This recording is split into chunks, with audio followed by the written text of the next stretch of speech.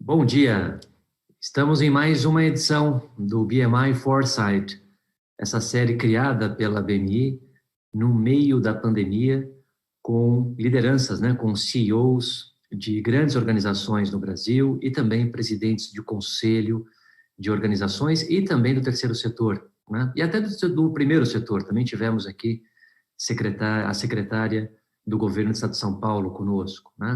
Nesta manhã, a gente tem o Marcelo Xavier. Marcelo, que é vice-presidente da Subsea 7 no Brasil. O cargo, Vice President, mas teoricamente, na prática, o Marcelo é o GM, o General Manager da Subsea 7, uma das maiores empresas da cadeia de petróleo do mundo, que atua no upstream da cadeia de petróleo. Nós vamos entender um pouco mais sobre isso com o próprio Marcelo na sequência. Mas o Marcelo lidera, apesar de muito jovem, o Marcelo lidera a companhia aqui no Brasil. Marcelo, bom dia, diretamente do Rio de Janeiro. Bom dia, Daniel. Prazer te rever. Satisfação estar novamente contigo. Claro, um orgulho por fazer parte aqui dessa série da Foresight, junto com a BMI. Poder trazer aqui momentos de discussão, momentos de reflexão, acima de tudo, e poder contribuir com a pauta aqui bastante complexa, que a gente vive dentro de um contexto de pandemia, mas também dentro de tantos outros contextos desafiadores. Então, prazer, obrigado mais uma vez pelo convite. O prazer, o privilégio é nosso, Marcelo. Vamos começar contando um pouco a história, a trajetória da Subsea 7. É uma empresa que, claro, não está no olhar, no olhar do público em geral, porque é uma empresa B2B, mas conta para a gente um pouco do perfil corporativo da empresa e a gente já entra no nosso bate-papo. Legal. A gente, de fato, a gente tem talvez pouca visibilidade, fora do setor específico. Acho que dentro do setor especificamente de energia offshore exista muito mais entendimento do que a gente faz, mas vou tentar ser breve. A gente gera soluções, entrega soluções aqui para o setor de energia offshore. Tradicionalmente, no Brasil, esse setor ele é dominado pelo mercado de óleo e gás. Então, a gente vem desenvolvendo projetos e fazendo a construção desses projetos há décadas no Brasil. A gente já está há aproximadamente 40 anos operando, não com o mesmo nome, A empresa é uma evolução de uma série de empresas e fusões e mudanças ao longo de todos esses anos, mas a gente está no Brasil há bastante tempo. No Brasil, a gente tem aproximadamente 1.000 funcionários hoje. A maioria dessa turma trabalha offshore, A gente tem aproximadamente aqui 700 pessoas trabalhando nos nossos navios, que realizam esses projetos.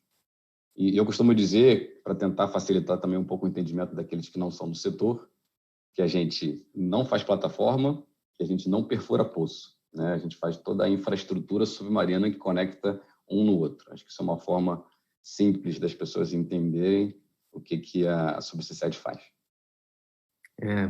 Incrível, Quer dizer, um setor super interessante e conectado com a atividade econômica de uma forma que a gente nem percebe, Marcelo?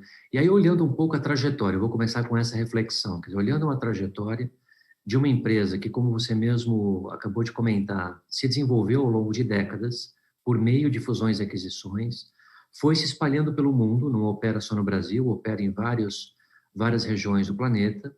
Quais foram os marcos críticos de uma empresa como essa para assegurar uma companhia que precisa ter uma consistência operacional absurda, Quer dizer, nesse setor, a gestão de risco operacional / ambiental é fundamental, Os desastres que qualquer problema na Subsea 7 poderia ter, quer dizer, seria de fato uma catástrofe, como a gente viu, acontecer em outras companhias no mundo inteiro. Então, essa consistência operacional ela é muito importante e, ao mesmo tempo, desempenho, Desempenho num setor de ciclos longos.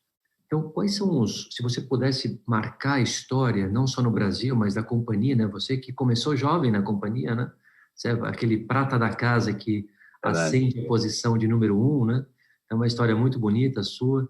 Quais foram esses marcos, Marcelo? Eu vejo, e acho que talvez parte da resposta esteja na própria pergunta, Daniel? O fato da gente ser uma empresa que passou por transformações, né, que sempre esteve aqui sobre um grupo executivo que via nas transformações evolução, explica a gente ser relevante há tanto tempo, né? Não é uma empresa que se estagnou no tempo e soube navegar aí por condições bastante diferentes, né? Então, acho que isso é uma parte da resposta. E também a outra parte da resposta, de certa forma, também está na pergunta, que é uma atuação global, né? A gente está hoje em mais de 30 países, então é normal você ter ciclos diferentes de mercado, né? Dependendo da região onde você opera, mercados com um pouco mais de competitividade, outros com não tanta competitividade, mercados mais pressionados, menos pressionados, e a partir desse balanço de portfólio, né, dentro das oportunidades, a gente continuou se mantendo sustentável e relevante no segmento, né? Continua sendo um segmento bastante intenso em capital, então você tem barreiras de entrada também bastante importantes, né? É importante colocar isso dentro do contexto. Mas se eu tiver que colocar aqui pontos de reflexão a respeito do porquê somos relevantes há tanto tempo, eu acho que passa muito por isso, né? Por sermos adaptáveis ao extremo e pensarmos sempre, o segundo grande pilar, nesse investimento do que é o mercado para os próximos anos, e não ficarmos aqui ancorados em soluções e tecnologias que desenvolvemos para o mercado atual ou passado, né? Certamente hoje no pré-sal brasileiro, por exemplo, a gente não poderia colocar um mergulhador na água para fazer uma conexão de uma tubulação, algo que a gente faria certamente há 30 anos atrás, né? Então, todo esse investimento em tecnologia, em alinhamento executivo de o que é o mercado futuro e quais são as soluções que vão ser, de certa forma, valorizadas, e o quanto que a gente tem que se adaptar para ir atrás delas, eu acho que norteou aqui uma posição sólida e relevante. Que bacana. Agora, ao mesmo tempo, né, a gente conversava antes aqui nos bastidores, né, da nossa conversa, né? O setor está vivendo uma das maiores crises dos últimos, talvez, dos últimos 100 anos, né? Não sei se é exagero, né? Quando a gente fala essas coisas muito tempo, né? Talvez seja aquele exagero, né? Mas de qualquer modo é o que parece, né? Quer dizer, uma das maiores crises do setor do petróleo, ao mesmo tempo que a gente tem visto o surgimento, né, nas últimas décadas, de novas matrizes energéticas que desafiam o domínio, né, do petróleo, né, como eixo energético dos países. E temos também uma agenda de transformação digital, né, que também muda um pouco o posicionamento estratégico das organizações, né, em geral, né, Marcelo? Mas olhando especificamente a Subsea 7, e aí a gente olha essa empresa na próxima década, nas próximas 2 décadas, de repente, né? Como é que você olha essa questão? Quer dizer, de um lado, uma crise relevante, do outro, o surgimento de uma matriz, assim, de uma maior diversidade de matriz energética, e do terceiro lado, a digitalização das companhias em geral. Como é que é tudo isso misturado para você? Simples, né? Mas começando pela crise no setor, né, Daniel? De fato, a gente entende, e isso é falado aí por praticamente todos que estão no segmento, de que a gente está diante da maior crise dessa geração, né, e a maior crise dos últimos 100 anos no mercado de óleo, né? E se a gente pega aqui o contexto, né, dentro da pandemia, a gente fala aqui em números de normalmente a produção global de óleo ser por volta de 100 milhões de barris por dia, tá? Isso é um valor assim, referência. E aqui no mês de abril desse ano teve uma queda brutal de aproximadamente 25% desse valor. Então, 25 milhões de barris de óleo não necessários em função de tudo que aconteceu com o planeta e tudo que ainda está acontecendo conosco, né? Então, acho que essa contração e uma recessão global, né, de todas as economias acaba gerando um freio na óbvia demanda, e a oferta está aí, a capacidade está instalada, as plataformas estão operando. Então, existe aqui um choque que impacta de frente todo o nosso segmento, E a gente está assistindo isso, né? O preço do barril caindo brutalmente. Historicamente, o barril no Texas chegando a valores negativos, né? Então, tudo que é o setor que, mais uma vez, é muito intenso em capital, se desenvolveu e tem toda essa infraestrutura instalada, sofreu na sua ponta com um produto que ninguém queria comprar, né? A gente estava pagando, de certa forma, para alguém vir retirar. Então, e isso, claro, né, acaba colocando a indústria num lugar que, infelizmente, não é uma novidade. Eu acho que o setor ainda meio que se acostumou a ser um setor que vive em ciclos, né? Então, se o barril está alto, se a demanda é alta e a oferta, de certa forma, entre a Arábia Saudita e a Rússia consegue controlar um pouco a produção, a oferta não está nos níveis, o preço sobe, todo mundo começa a ver margens nas grandes empresas de óleo e, a partir daí, a cadeia de valor também se sustenta com margens sustentáveis e a criação de valor está estabelecida.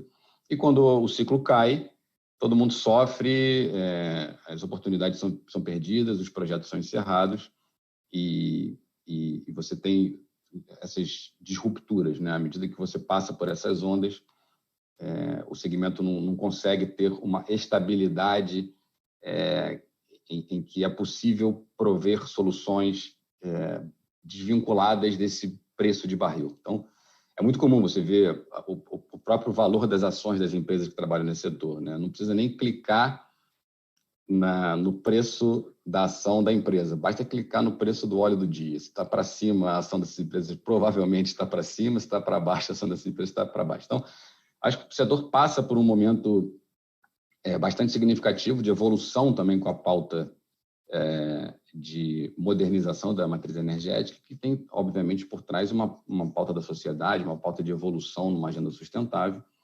E aí o setor de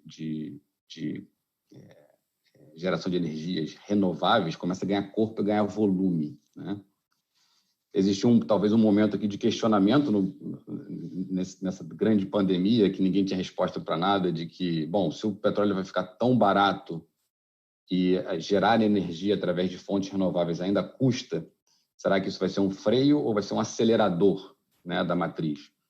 E acho que demorou poucos dias para a gente se convencer que é um brutal acelerador, né? Então, tem aqui uma agenda de evolução, né, dentro de uma evolução também, como eu falei, da sociedade, uma evolução de percepção do ambiente onde estamos inseridos, junto com também uma velocidade aqui de aceleração, que é algo que acho que os nossos cérebros não estão muito acostumados, mas a velocidade de aceleração exponencial na viabilização desses projetos renováveis. Então, se você pegar o custo para desenvolver esses projetos e traçar um gráfico aí nos últimos 10 anos, você vai ver que tem um decréscimo exponencial, né?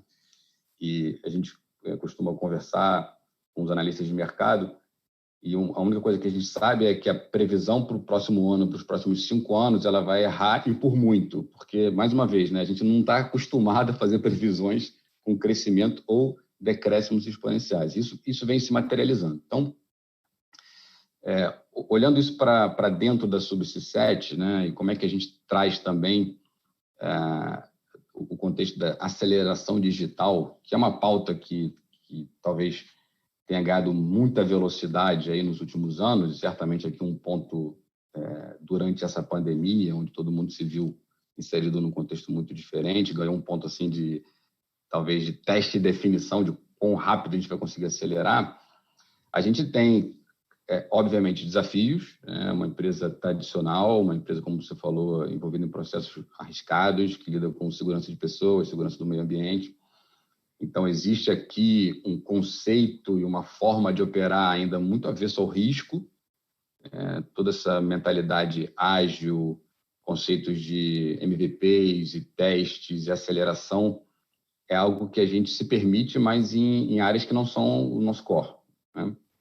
Então, além de você trazer gerações e mapa mental ainda muito tradicional, né? É comum na nossa indústria você dar muito valor a um ativo, seja uma plataforma nova, uma embarcação nova, uma infraestrutura instalada, uma fábrica, e dar pouco valor, enxergar pouco valor nos dados, nas informações obtidas, né, em tudo que você consegue otimizar e coletar através dessa onda digital. Então, pegando um pouco da resposta no lado digital, a gente já vem aí há uns 3 anos com uma consultoria olhando para o nosso processo interno, que é óbvio, todo mundo faz isso, né? Internamente tem uma oportunidade aqui de acelerar e baratear a forma como a gente opera. E, do outro lado, a gente olha também para serviços digitais, o que se entrega, né? O que a gente consegue entregar, né, para os nossos clientes, já que, de verdade, aqui a ponta do que eles querem receber é uma infraestrutura bem instalada para eles escoarem lá o sistema de produção deles, seja óleo hoje, seja um potencial elétrico através de cabos instalados em eólicas offshore. E aí, tentando dar um pouquinho mais de pragmatismo, para a gente ficar também não só nessa discussão um pouco alta demais, os processos robóticos aqui de automatização internos é algo que a gente já começou a implementar e é impressionante, né? Todo o seu back-office, tudo que você faz de forma administrativa, que você fazia 5, 10 anos atrás, e que talvez há 10 anos atrás a linguagem de programação fosse muito mais complexa, hoje em dia isso evoluiu brutalmente, né? Então, a capacidade de você realizar processos automatizados cresceu, e hoje a gente tem alguns robôs aqui operando conosco para rodar esse processo. E no lado de entrega digital, né, talvez esse seja o maior desafio, né? Como é que o meu cliente recebe o meu produto digital? Ainda não é um potencial elétrico ou uma oportunidade de gerar eletricidade digitalmente, né? A gente não chegou lá. Mas a gente tem essa caminhada dos gêmeos digitais, a gente tem sensoramento nas embarcações, podendo prever manutenções preditivas, algo que também não é uma novidade, não é hoje que a gente começa a desenvolver, isso faz parte aí do ambiente submarino há muitos anos. Quando eu brinquei aqui, falei do mergulhador há 30 anos atrás, hoje em dia desce um robô, né, com uma série de sensores, e a gente já desce hoje esses robôs autônomos, recebe uma programação na superfície, ele entra na água e não tem intervenção nenhuma, né? Tem um caráter de autonomia e possivelmente o dia de uma embarcação autônoma vai chegar também. Mas é só para tentar colocar isso nessas perspectivas, né? Na perspectiva interna da melhoria de processo digital, perspectiva de entrega de cliente, com um pouco da pegada dos gêmeos digitais, e olhando também para esse lado da autonomia sendo algo importante para o setor. Então, é difícil conseguir, neste momento de reflexão do negócio, pior crise do óleo, né? Uma discussão também significativa de o quanto que a nossa indústria cresce ou quanto ela começa a ser substituída, eu digo, de óleo e gás por uma indústria de renováveis. Uma referência rápida aqui, a BP também anunciou na semana passada que, para eles, o pico de demanda de óleo mundial foi atingido em 2019, nunca mais vai chegar lá, né? Enquanto as empresas, as maiores operadoras, ainda falam que existem anos aí que o pico de demanda de óleo cresce. Todos sabemos aqui que o pico de energia cresce, a gente precisa desenvolver esse planeta.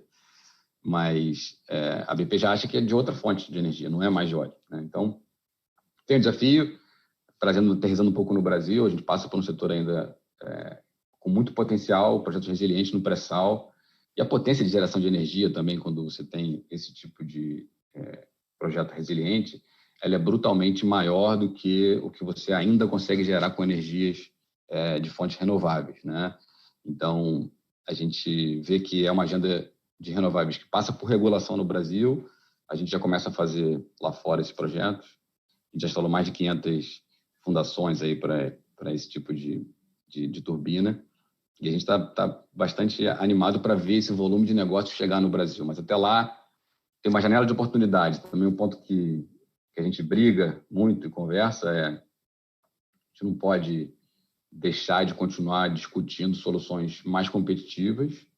A gente não pode também deixar de desenvolver os nossos projetos por políticas internas que não propiciam esse potencial. A gente tem que realmente utilizar esse potencial, esse recurso, principalmente no pré-sal brasileiro, e transformar em riqueza para o Brasil. A gente não pode deixar isso lá. Então, tem uma janela de oportunidade que a gente vê como importante e E acho que dentro do contexto da crise do óleo, a gente não pode perder isso de vista. Marcelo, uma pergunta dentro da pergunta. Você vê essa disrupção do setor, por exemplo, de matriz energética? Duas perguntas, tá? Uhum. Quando a gente olha isso do ponto de vista mais acadêmico, né, Uhum. esses choques disruptivos, eles normalmente levam os incumbentes a dois movimentos. Ou a uma integração na cadeia de valor para buscar para onde o valor se deslocou, né? Então, no caso aqui, a gente está falando bem do upstream, né? Então, um movimento seria para o mainstream, ou até acho que seria uma loucura, mas seria até o downstream da cadeia, né? A gente viu recentemente a Marathon, né, sendo alvo do fundo ativista, né, e tendo que vender a Speedway para 7-Eleven, né, que é uma loucura, né? Quer dizer, todo downstream vendido para loja de conveniência. É um negócio muito interessante, onde o negócio muda, né? O eixo de valor mudou, né? Mas voltando ao teu setor, né? Então, assim, esse é um movimento bem acadêmico, esse movimento de cadeia. O outro movimento é o incumbente abraçar a inovação disruptiva e ser ele mesmo o ator protagonista nesse sentido. Então, a gente veria os grandes players, né, de upstream abraçando outras matrizes energéticas, né? Até agora, 2020, como é que você vê essas duas possibilidades? Não só, claro que na Subsea 7 pode ser também, quer dizer, podem ter projetos nesse sentido, mas lato sensu, ou seja, olhando o setor, como é que você tem visto isso? A gente vê um pouco da mistura, né, Daniel? A gente vê algumas operadoras, né, com uma estratégia de adaptação e transformação, né? A gente vê empresas saindo, trocando até nome, né, que vinculam a sua marca ao óleo para vincular a sua marca à energia, tá? E tenta trazer uma vinculação de, olha, a minha cadeia de valor, em função da minha relevância neste segmento e neste setor, eu também tenho a capacidade estrutural de desenvolver valor através de uma fonte ou de um recurso diferente, né? Tem esse lado da adaptação, talvez aí do lato sensu, claro, e você vê empresas não só fazendo essa adaptação também por proteção de reputação, proteção de marca, mas fazendo também para viabilizar negócios, porque, de fato, os fundos de investimento e o capital começa a se concentrar em fontes de energia por toda uma agenda que a gente conhece, por fontes de energias renováveis, por toda uma agenda que a gente conhece dos principais fundos, priorizando a pauta ESG. Então, tem aqui um direcionamento e o capital começa a ficar mais restrito, mais caro, né, para as empresas dentro desse segmento restrito ao óleo, tá? Então, tem esse caráter de adaptação. Ao mesmo tempo, tem a reflexão a respeito de o quanto que a incumbência, né, e o quanto que a estrutura existente facilita ou prejudica a sua capacidade de gerar valor nesse novo segmento. Acho que isso é uma conversa comum. Então, você já vê algumas empresas fazendo spin-offs e você vê outras empresas entrando no segmento com uma outra proposta de valor, totalmente desvinculada daquela incumbência, totalmente desvinculada daquela estrutura de grandes ativos, de grandes processos de controle, por uma mentalidade muito mais ágil, muito mais moderna. Eu acho que ainda passa por um momento de acomodação, né? E o que você vê ainda reações um pouco erráticas no mercado. Você vê empresas que estão sendo lançadas nessa cadeia aí de fornecedores que não tem um contrato assinado, que já valem 3 vezes mais uma empresa que tem uma infraestrutura estabelecida, mas que, como tem ainda boa parte da sua receita vinculada a um mercado em decréscimo, ela está sendo menos avaliada pelos investidores do que a outra que acabou de chegar, mas só disse que, bom, eu só atuo nesse segmento, então você vale 3 vezes mais do que essa. Acho que tem aqui uma adaptação. A gente entende que existem convergências, né?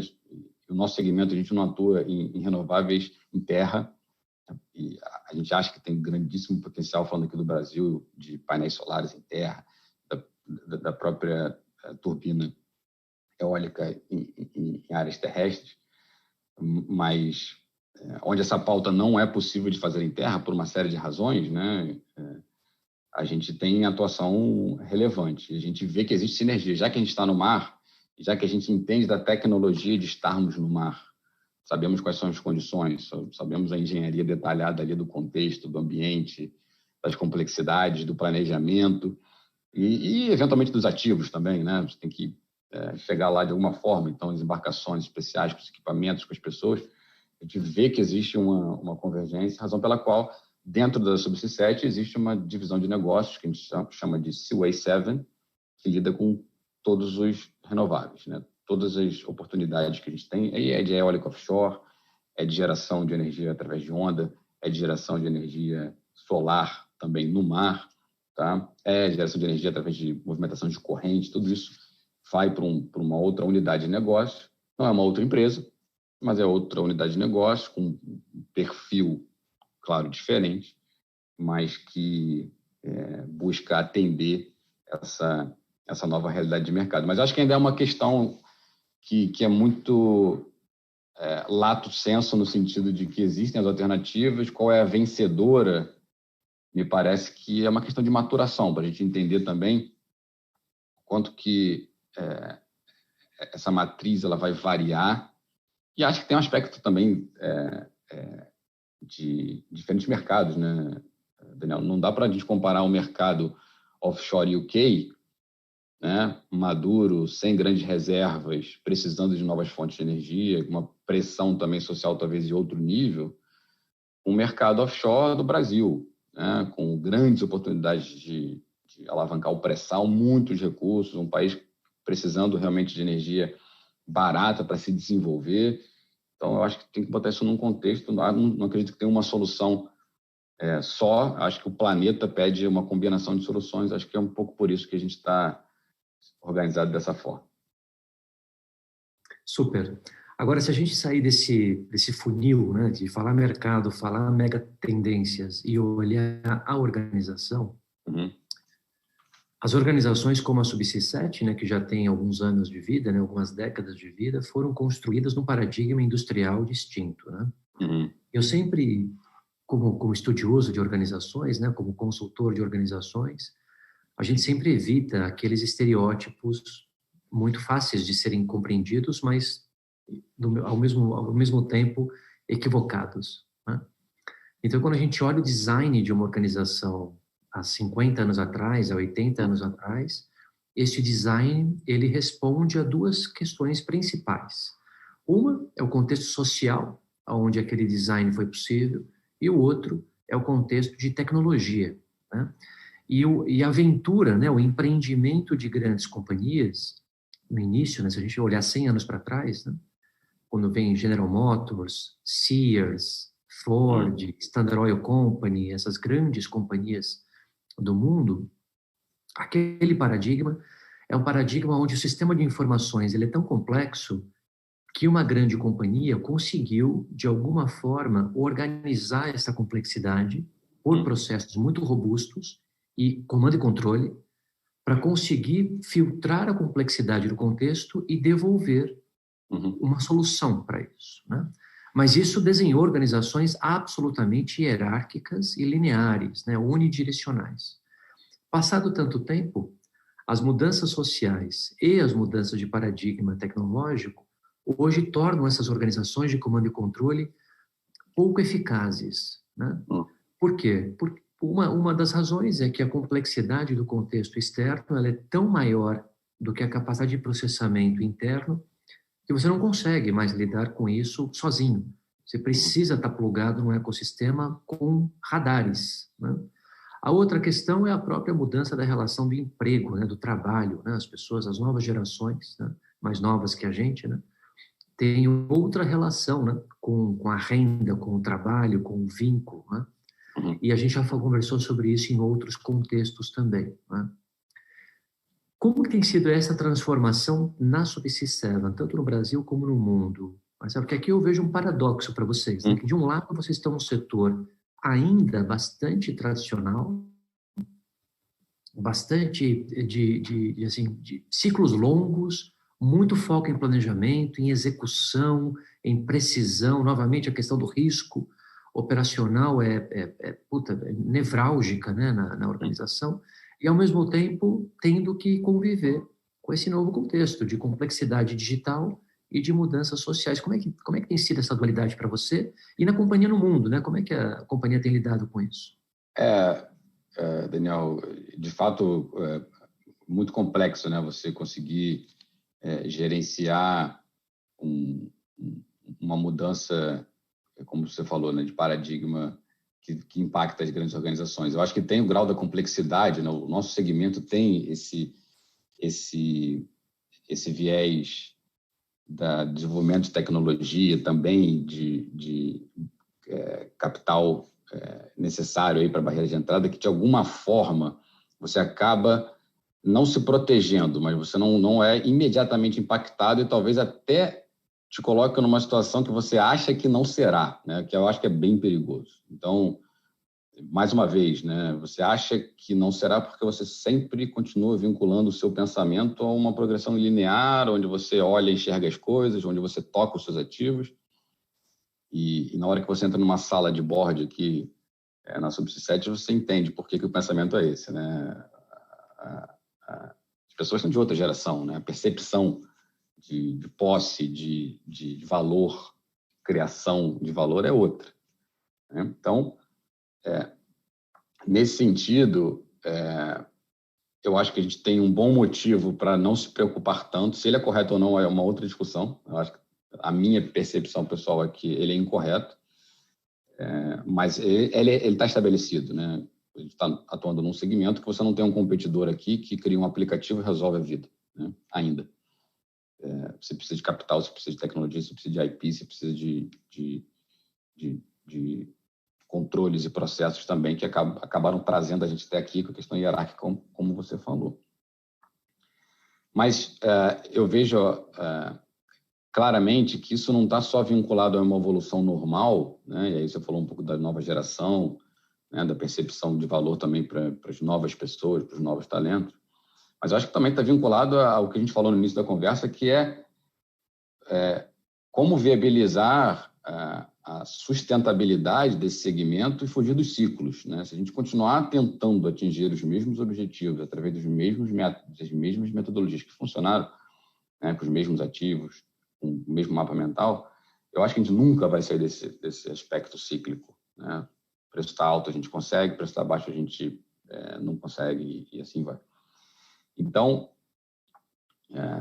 talvez o pensamento aqui seja como conseguir modernizar internamente as nossas empresas, né, através do capital humano, através dessa antena ligada para fora também, através de realmente trabalhos pragmáticos de discussão de impacto, né, em potência das organizações, para que você comece a criar volume, né? E acho que das nossas conversas eu consegui absorver um pouco de que cultura tem a ver com volume e através desses volumes você começa a influenciar e você começa também, dentro de ecossistemas, a estabelecer parcerias e a ter os radares ligados, a testar onde você pode testar, a falhar onde você pode falhar, e a partir daí você vai evoluindo sem exatamente saber qual é o seu exato ponto de chegada, né? Eu não estou querendo desenvolver esse trabalho para ter a melhor embarcação com aquele melhor sistema de instalação que vai instalar infraestruturas submarinas em 3.000 metros de profundidade, 2 vezes mais rápido. Não é isso, né? A cabeça está muito mais centrada em de que forma a gente integra soluções e tecnologias que estão aí disponíveis, que ninguém aqui dentro dessa empresa desenvolveu, mas que a gente é capaz de olhar de forma customizada para cada cliente, seja que ele comprou um ativo antigo da Petrobras aqui, que ele não sabe quando que vai descomissionar, mas eu leio um sensor, sei que aquela parede de espessura na tubulação ou que aquela chapa de aço, em função da leitura do dado, me diz que tem uma integridade que eu posso tirar mais óleo durante 2 anos. Seja numa empresa nova que chega para operar no pré-sal, que não quer montar uma infraestrutura estabelecida no continente, mas quer operar o campo de uma sala de controle na Noruega, né? seja de um novo grid de distribuição de energia renovável que você consegue gerenciar também através de dados, aonde está o seu consumo, aonde você precisa mais investir, que tipo de inteligência através desse monitoramento você é capaz de prever. Então, de novo, eu estou aqui pensando alto à medida que a gente conversa, mas porque eu não acredito que a gente vai ser capaz de fazer isso através desse comando e controle, dessa hierarquia, desse processo estabelecido que teve, claro, o seu valor e nos auxiliar a gerenciar essa complexidade. E aqui estamos por causa disso, né? E teremos processos que precisarão passar por isso, claro. Mas eu vejo uma oportunidade de alavancar aqui. Quando você fez uma pergunta aqui de 10, 20 anos, quando você permitiu aí a reflexão a respeito da janela de 20 para olhar para 2040, e a turma começou a falar de coronavírus, de pandemia e como lidar com a situação de hoje, eu falei, gente, 2040 é outro planeta, né? Verdade. Mas eu não sei se eu te respondi, mas eu acho que aqui cultura, volume, menos hierarquia, impacto no protagonismo das pessoas, colaborações e menos IPs. Para mim, tem muito mais oportunidade da gente fugir do ciclo e também da gente acelerar essa agenda do futuro do que olhar para trás e se orgulhar do que foi feito até aqui. De fato é uma missão interessante, né? Quer dizer, ao mesmo tempo, assegurar essa resiliência, né? E reduzir volatilidade, né? Quer dizer, você tem aí uma combinação interessante de... Vamos falar do Covid, né? Quer dizer, a gente estava nesse fórum aí de presidentes algum tempo atrás e, de fato, eu fiz toda uma apresentação de mega trends de 20 anos e a turma só falava do Covid, né? Para a gente ver o impacto desse vértice, né? Quer dizer, é um vértice de destruição de valor tão inédito, né? Que, de fato, o nosso olhar, né? O nosso mapa mental, ele está focado nisso, né? Agora, eu tenho olhado também, né, Marcelo, e eu queria te ouvir, o que você aprendeu de diferente? Você que comanda a operação no Brasil, quer dizer, o que você aprendeu, né? Teu insight desses 6 meses aí. E aquilo que você acha que é circunstancial, né, que está acontecendo no planeta, no Brasil, enfim, que está acontecendo porque a gente está no olho do furacão, daqui a pouco volta. E aquilo que é estruturante, né? Estruturante no sentido de que surgiu na pandemia e vai continuar, ou já era uma tendência, foi acelerada na pandemia e não volta, né? Eu queria te ouvir nessas 3 dimensões. Lições como CEO, circunstancial no contexto, estruturante no contexto. Legal. Antes da pergunta, na nossa reflexão da janela de 2040, eu fiquei muito curioso para te ouvir a respeito também da restrição de movimentos de capital, né? Queria ouvir de um economista, né?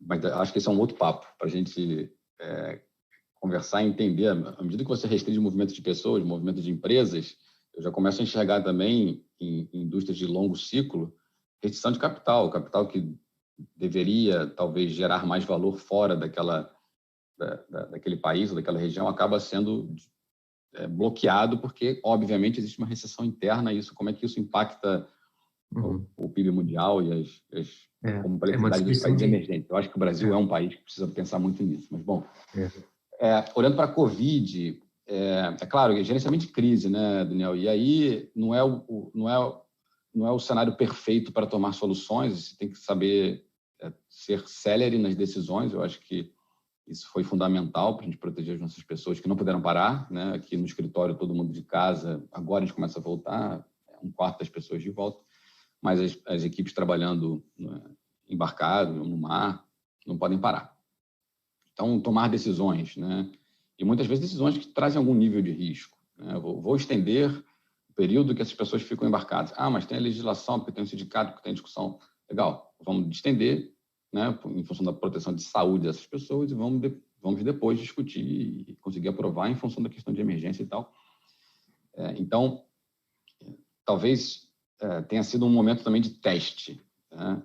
E acho que continua sendo um momento de teste para, infelizmente, na situação do Covid-19, as pessoas fortes sobrevivem, né? As organizações fortes sobrevivem, os governos fortes também conseguem proteger as suas pessoas e continuar com uma agenda propositiva. E os fracos e médios sofrem, né? A gente, felizmente, conseguiu, dentro desse contexto de gerenciamento de crise, proteger o nosso cash, né, renegociar com nossos fornecedores, sentar e mesmo em ambientes também difíceis para os nossos clientes, renegociar contratos, né, porque na hora que você também tem um balanço financeiro sólido e você é uma empresa forte, que entende a sua criação de valor, você consegue, mesmo na dificuldade, prover algum tipo de suporte, né? Então, talvez o takeaway principal, acho que circunstancial, tenha sido a oportunidade de você trabalhar remotamente da noite para o dia imediatamente, né? E, fechar o escritório e tudo funcionar. A gente ficou assim 6 meses.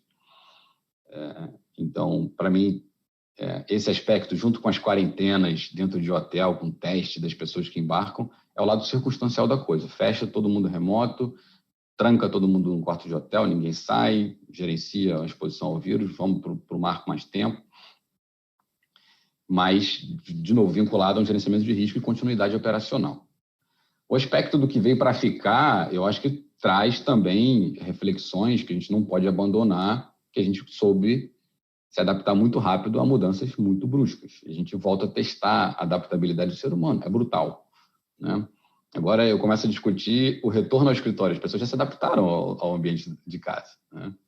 Então, eu vivo falando, gente, e a casualidade, a oportunidade de a gente desenvolver ideias em conjunto, a conversa não programada, não existe mais isso na discussão aqui numa tela, né? Eu encontro com você porque a gente marcou 8 horas do dia, senão a gente não se encontraria andando aqui no corredor ou no saguão de aeroporto, né? E eu acredito muito nessa oportunidade de você gerar ideias, gerar insights, né? A gente acabou de falar aqui de colaborar e ligar antenas. Como é que você liga sua antena trancada na sua casa, com seus 3 filhos pequenos correndo, tendo que fazer social distance learning? Não funciona. Sim. Mas, bom, sem fugir muito, voltando para a sua pergunta, o aspecto que eu acho que continua dá para testar mais rápido, dá para promover mudanças mais bruscas, sem grandes e se, tá? E dá todo mundo dentro de um escritório, essa relação mais remota, ela é possível, né? Você é capaz de operar em centros mais baratos também, você é capaz de alavancar outro tipo de valor, tendo conexões de pessoas que estão em outras realidades, está na Índia, está no Japão, está na China, porque está todo mundo igual aqui na frente de computador. E a gente viu isso acelerar, um senso de igualdade, estranho falar isso, né? Mas o senso de igualdade virtual apareceu nesse momento. Mas acho que é isso. Circunstancial é isso, o gerenciamento de risco, mudança das pessoas, tanto aqui quanto offshore. Mas eu acho que o que vem para ficar é mudança desse paradigma de que processos de mudança precisam ser muito cuidadosos. Claro, não acho que a gente pode virar a chave do 0 para o 100, mas eu acho que a gente, principalmente nessa indústria, pode se permitir arriscar muito mais em impactos culturais que a gente sabe que são necessários. Não está trabalhando, por exemplo, no setor de bens de consumo, né, digamos assim, e onde rapidamente você tem a temperatura, muda, ou serviços, né, que também é totalmente asset light, então você faz um jeito, rapidamente muda. Do setor longo, né, investimentos em infraestrutura nos barcos, né, na infraestrutura submarina, putz, o payback disso são muitos anos, né? Uhum. Então, uma das questões que eu queria te ouvir, assim, que eu acho que é bastante peculiar, né, de setores intensivos em capital, durante a pandemia, que o call to action é proteger o caixa imediato, né, ou seja, adiar despesa, tentar reduzir custos, etc. Como que ficou na agenda de vocês a questão de CAPEX, a questão de investimento, né? Se o horizonte é longo, né? Mas a crise é curta, né? E acho que tem uma priorização que acho que é natural, né? Nenhuma empresa é capaz de passar por essa crise sem tomar ações decisivas, né? Eu acho que as empresas fortes sabem tomar ações decisivas, mas ação decisiva não significa interromper todas as agendas a não ser a do core, né? As ações decisivas são ações decisivas para um negócio sustentável, mas passa por priorizações, passa por redução de investimento E a reflexão interessante é, por mais que a gente seja uma indústria de longos ciclos, né, a gente fecha um projeto para entregar daqui a 3, 4, 5 anos, e talvez monitoramento de campos que duram 10, 20, 30 anos, e um barco que tem um payback também de décadas, investimentos em tecnologia também que não voltam em um projeto, na ponta do upstream, você está atendendo um cliente que, na hora que o processo de estocagem dele topou, de certa forma, ele tem um problema quase imediato, né? Ele não tem oportunidade de seguir a cadeia, né? Então, é um pouco da realidade ainda do mercado de óleo, né? A estocagem mundial ainda está alta, ela começa a entrar em nível de decréscimo, mas a estocagem mundial chegou na sua saturação aqui durante essa crise, porque não tinha demanda e a oferta continuava batendo, porque você não vai lá e desliga um poço assim, né? Bom, mas é só para trazer a reflexão de que, por mais que a gente esteja inserido dentro de um contexto de longos ciclos, o cliente, dessa vez, reagiu muito rápido, né? As empresas operadoras viram a incapacidade de escoar os seus produtos e imediatamente anunciaram redução de capex de 30%, 40%, né? E renegociar com todo mundo. E discussão de A a Z, porque esse nível de preço do meu produto não sustenta e eu preciso realmente fazer o write-off dos meus ativos, que foi algo também que foi de A a Z, inclusive para a gente, e olhar para os planos de investimento. E aí, o que a gente olha, Daniel, que é muito focado nessa agenda também de impacto cultural e de proposta de valor customizado, é olhar e falar, bom, o nosso cliente está reduzindo 30%, mas os 70% está indo para onde? Né? Continua focado em desenvolvimento tecnológico, continua focado em águas ultraprofundas, continua focado em grandes sistemas submarinos do pré-sal, continua focado e, na verdade, vai ser ampliado em sistemas de geração de energia renovável offshore. Então, eu acho que menos importante do que você reduzir é você priorizar aquilo que continua importante. Só que é difícil, né? Porque a gente também passa por esse momento. E essa semana mesmo eu apresento um plano dos próximos 5 anos para o board. O resultado dessa equação, por definição, precisa te dar um capital menos intenso do que o que você estava planejando há 6 meses atrás. Então, priorizar com uma tendência de baixa, mas talvez não se permitindo gastar, investir em alguns direcionamentos que seriam ainda direcionamentos de continuidade, né?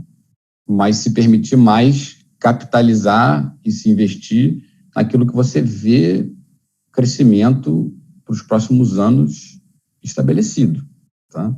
E normalmente eu acho que a gente se agarra ao que está na mão e funciona bem, e a gente pouco faz uma reflexão do tipo, peraí, será que eu estou cortando os investimentos no lugar certo ou eu deveria cortar exatamente do que já funciona bem? Porque daqui a 2 anos isso aqui não vai existir, né?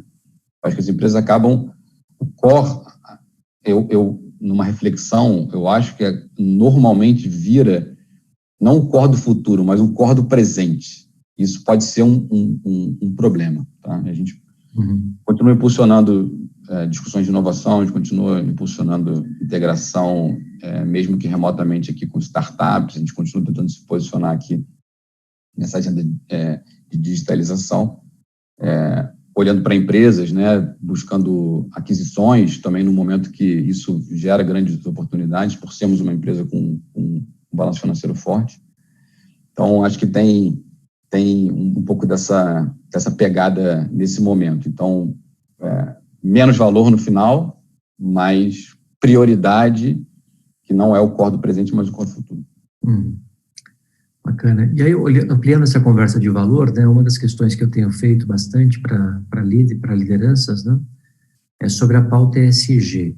Né? Porque a gente, de fato, sai de uma pauta que é mais marqueteira, digamos assim, o politicamente correto hoje no mundo corporativo é falar disso, e quanto, de fato, isso vira parte do negócio, né? Quer dizer, de fato, olha, agora eu ancoro as minhas premissas de negócio neste novo paradigma, né? E o setor, claro, de óleo é um setor protagonista nisso, né? Pode ser vilão, claro, mas ele também pode ser a solução, né? Como é que tem sido essa pauta no grupo, Marcelo?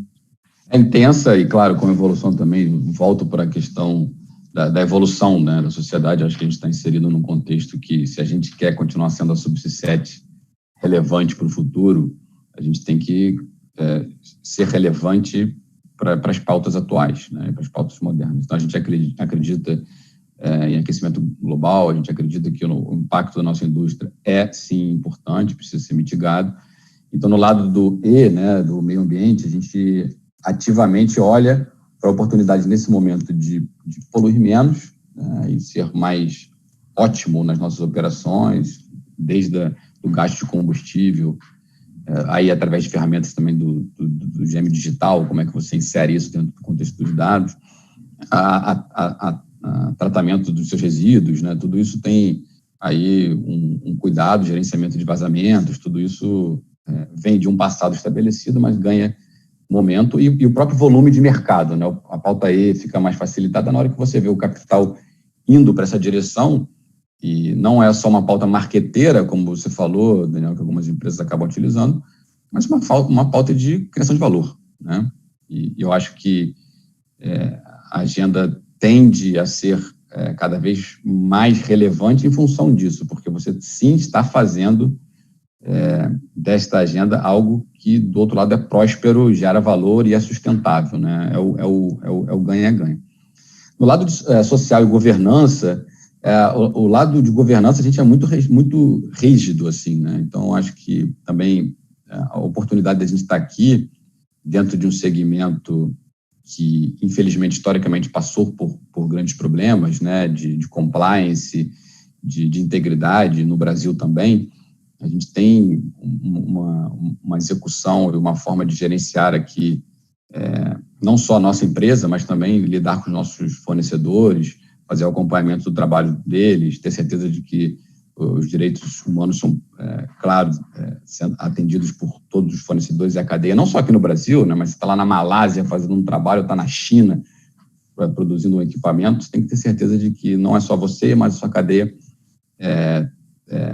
compartilha dos mesmos valores que você. Então, acho que talvez a pauta da governança seja algo que, felizmente, historicamente, a gente consegue trazer para o presente e só alavancar.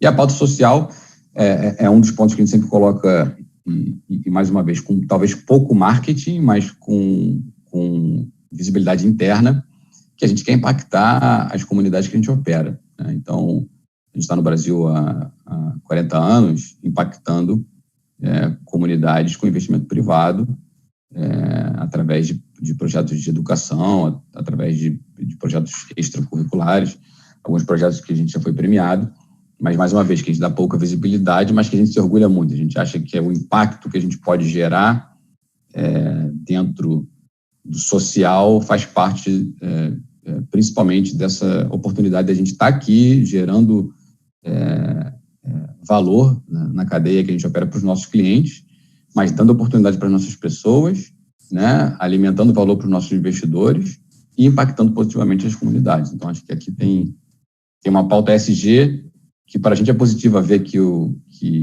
direcionamento do capital premia agora as empresas que têm uma pauta ESG estabelecida e não marqueteira. Que legal.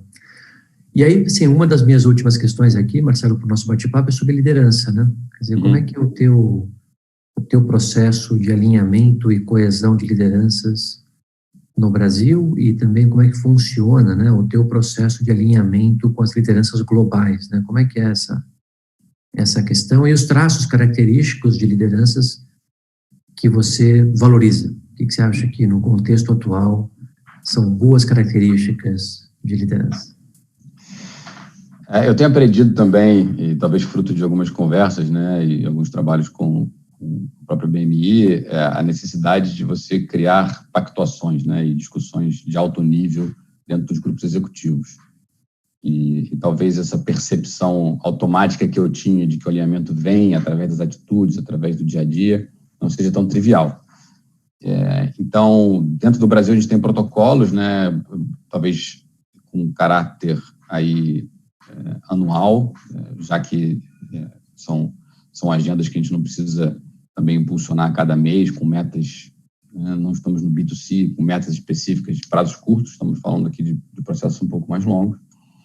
Então, existe aqui uma percepção de grande valor nesse tipo de pactuação e acho que é algo que as empresas deveriam sempre promover. E é impressionante como é que isso muda, né? A dinâmica entre as pessoas, a oportunidade de você falar sobre relações de confiança, falar sobre valores, e feedbacks assertivos num ambiente aí de segurança psicológica, né? Que acho que é bastante comum de ser falado hoje em dia. Então, eu vejo isso no Brasil como uma pauta que a gente começou a fazer, acho que tem muito para amadurecer, mas eu acredito muito nela. Globalmente, eu acho que entra um outro grau de complexidade, que é a questão cultural, né? Você vai se sentar com o egípcio, com o australiano, com o africano, com o americano, com o norueguês, com o escocês, com o britânico, com o francês, com o italiano.